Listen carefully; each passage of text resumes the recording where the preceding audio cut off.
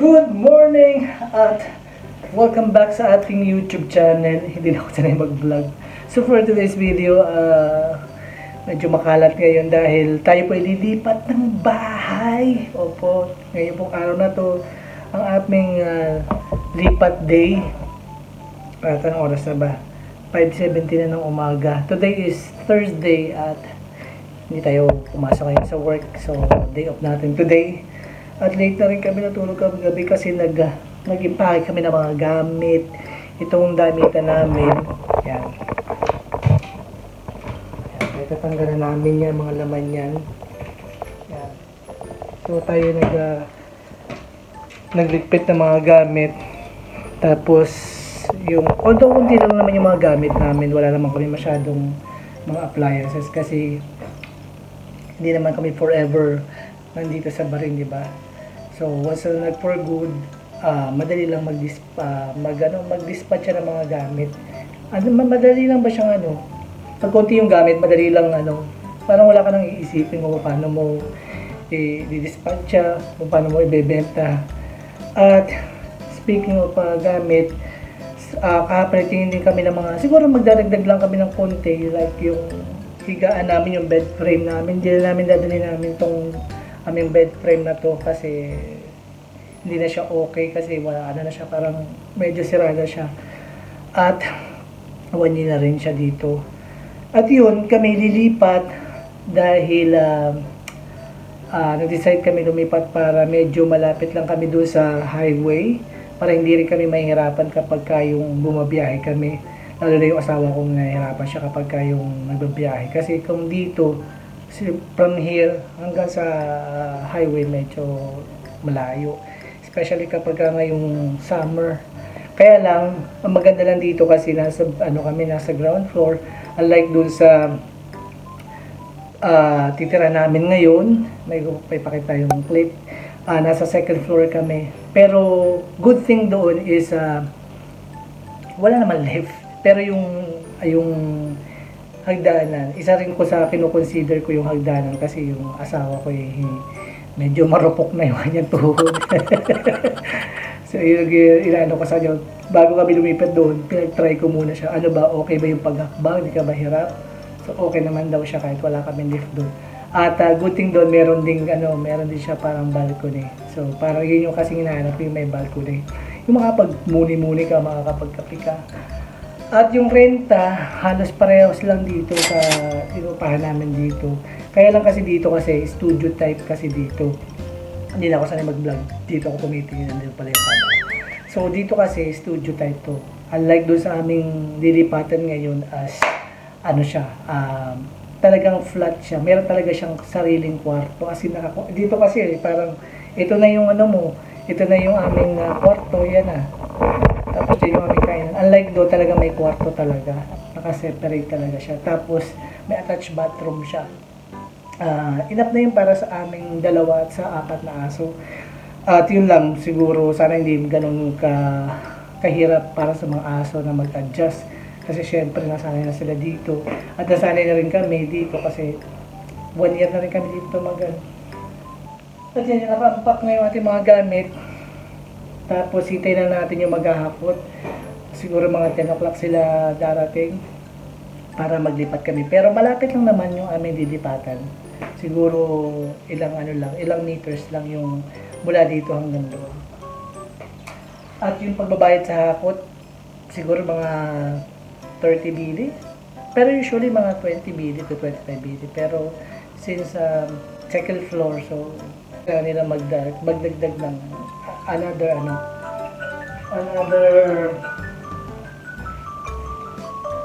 saka lang mo magdagdag kasi nakakaya naman sa kanila kasi nga second floor kayo wala pang lift. So ito na yung ating new room at yan, buksan natin. Please say ko sa when we go to work on Saturday, I don't want to leave that door open for the dog, no? See? Ang dami namin kalat. Ito yung gusto namin dito, naka-separate kasi yung kwarto. Ito yung, namin, sala, tsaka na rin kainan. Ito na yung aming gamit. Tapos, ito, Ito yung kitchen. Kitchen namin to. Ito, talagang may nakalagay na dito. Iniisip namin kung tatanggalin ba namin o hindi. Pero okay na rin siya. Siguro ang gagawin na lang ko dito, pipinturahan ko na lang to.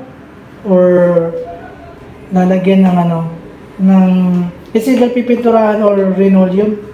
Siguro, gano'n na lang.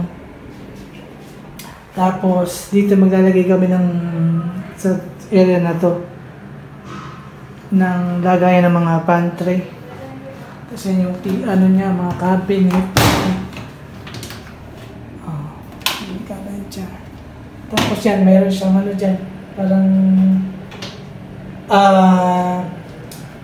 ano ba tawag dyan? Basta, exhaust fan. Yan, exhaust fan. Yan. Nung kami napunta dito, grabe.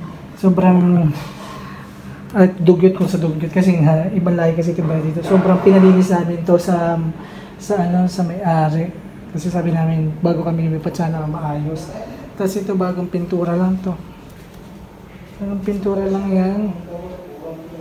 Sobrang liit lang itong area na to. Tapos ito yung kwarto.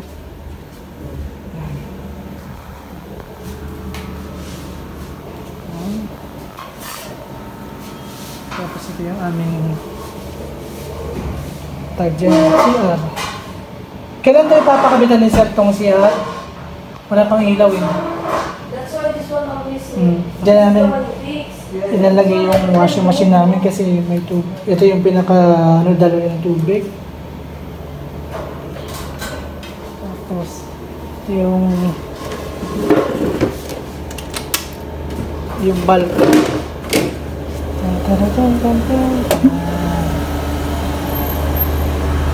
Ito yung balcony, di ba? O, di ba? May mga kapitbahay ka na. Perfect. Pwede ka na maglagay dito ng kapihan. O. Kayong lahat, pinapatawag ko. Sarili mo ka. Ay, kanina nakita nyo medyo magulo pa. Hindi pa, medyo magulo talaga. So, ito na yung pagpasok natin. Tapos samantalang ilalagay muna natin yung, dito? Sapatusan. Kasi pag sa labas, hindi pwedeng ilagay yung mga sapatusan namin kasi, dito, marami mga kapitbahay na meron shurak sila. Tapos ito yung ating lamesa. Kasi mayroon na dito yung area namin eh. Ito yung aming lamesa. Tapos ito palang divider to. Pwede din naman itong tanggalin, di ba? Tapos plano namin dito maglagay ng sofa. Siguro mga double seater o single seater. Basta yung kasya lang dito. Tapos ito yung aming kainan. Ito ka. Tapos yan pa samantala ng mga namin nilagay ito kasi wala talagang paglalagyan. May nag-text. So ako na yung magtutuloy ng vlog kasi may kachat si Mrs. yung kanyang staff. Sabi kaya. So ayan nga yung sinabi ko, pansamantala lang to or hindi ko pa alam kasi wala na siyang paglalagyan sa kwarto. Tapos ayan yung aming gamit na dinala dito. Yung aming tawag daw dito? Dispenser. Water dispenser daw siya. Aming ref, mini ref na vintage na to. Tapos ito yung aming microwave. Tapos ito, binili namin to, second hand lang to. So sobrang natuwa kami dito kasi pwede namin lagyan ng mga gamit.